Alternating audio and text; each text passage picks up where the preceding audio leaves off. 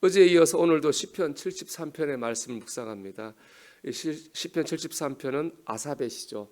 아삽은 어제 나눈 것처럼 예루살렘 성전의 모든 찬양 사역을 이끄는 리더였습니다. 참 믿음이 좋은 분이죠. 근데 이 아삽이 시험에 들었어요. 그 이유는 악인의 형통입니다.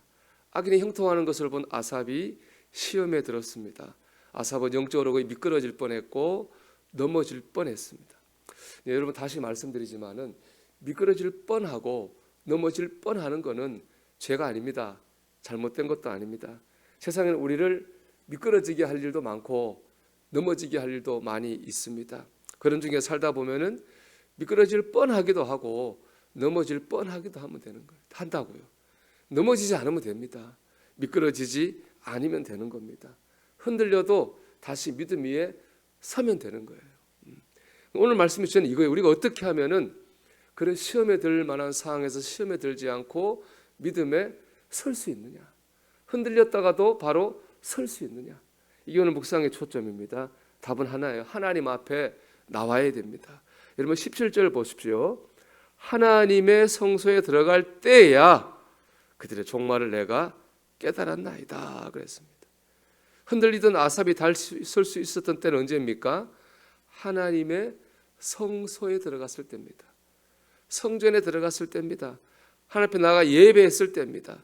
예배하는 가운데에 말씀과 기도와 찬양 가운데에 그가 깨달았습니다. 이 깨달았다는 말은요, 몰랐던 것을 알게 됐다는 뜻이 아니에요. 이미 알고 있었던 사실을 새삼 깨닫게 된 겁니다. 아삽이 깨닫게 된 건 뭡니까?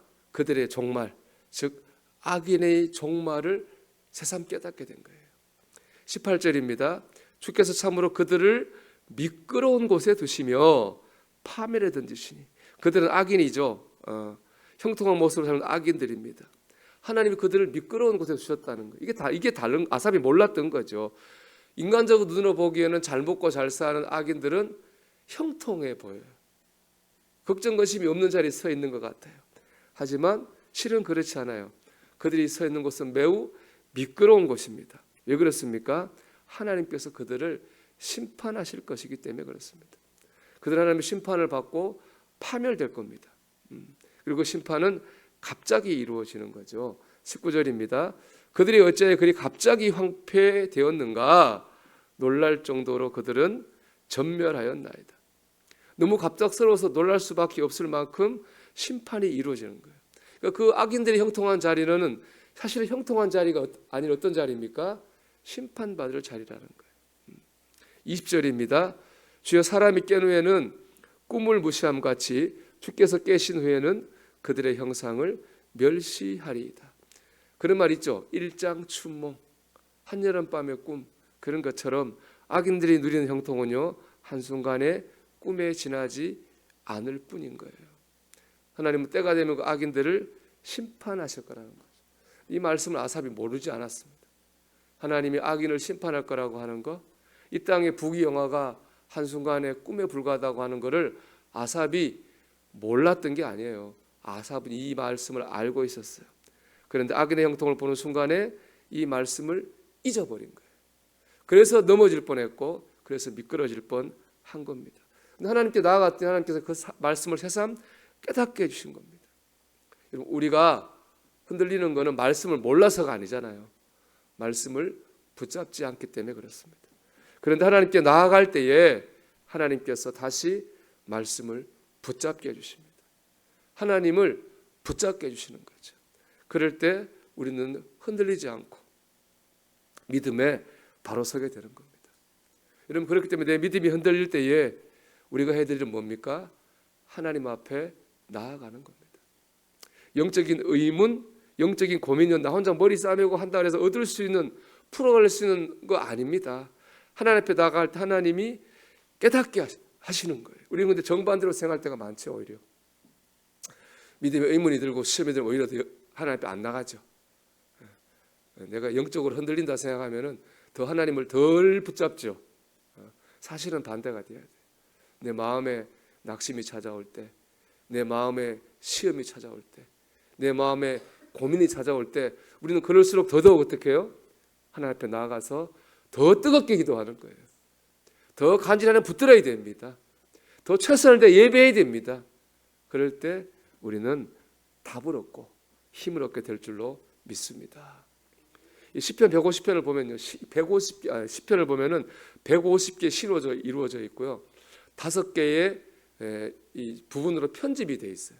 그래서 오늘 이제 왜 5개냐 하면 오경, 창세기, 출애굽기, 레위기, 민수기, 신명기 5경의 구조로 편집이 돼 있어요. 그리고 오늘 읽은 시편 73편은 몇 권일까요, 여러분? 제3권이죠. 써져 있잖아요. 위에 보면 제3권. 제3권이라면 5경 중에 무슨 성경입니까? 레위기죠. 창세기, 출애굽기, 레위기니까. 레위기가 뭐 하는 성경입니까?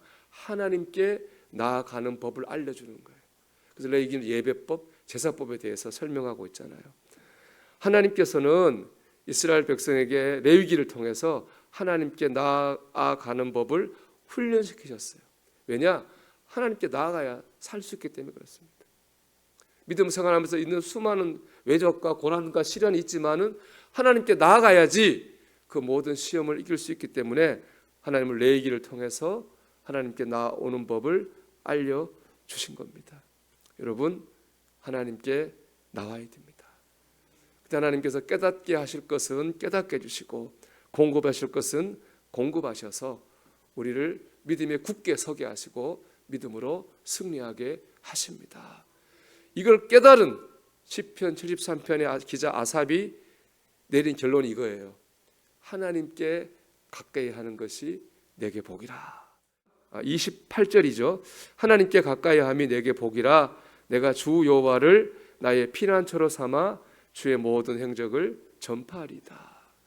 아삽이 처음에 볼 때는 악인의 누리는 형통을 보고 시험에 들었잖아요. 그게 복처럼 보였기 때문에 그래요. 근데 하나님을 통해서 깨달았어요. 악은 하나님 심판하시는구나. 저 모든 것이 한낱 꿈 같으구나. 그걸 깨닫게 난 다음부터는 악인의 형통이 복으로 보이지 않았어요. 뭐가 복으로 보였습니까? 하나님께 가까이 나가는 것이 내게 복이라. 여러분, 하나님께 가까이 하는 것이 참 복입니다. 하나님께 가까이 하시기를 주의 이름으로 축원합니다.